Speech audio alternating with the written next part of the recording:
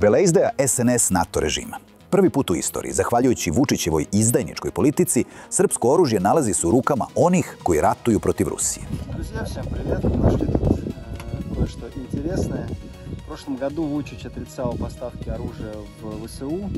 И в этот раз, видимо, тоже кто-то будет что-то отрицать. Но, в конце концов, в прошлом году шла речь про снаряды для БМ-21 «Град» РСЗО. Сегодня мы нашли такую вещичку. Здесь все на сербском. Конечно же, это могли сюда поставить кто угодно. Может быть, Албания, может быть, Хорватия или какие-то из стран бывшей Югославии.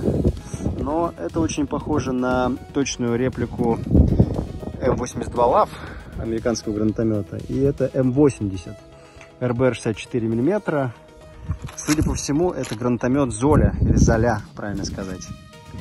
Это, кстати, не единственная находка, но, в общем, сам факт, то, что это я вижу здесь, очень не нравится, потому что Сербия вроде как наши союзники. Ну, в общем, да, вопрос для дискуссии.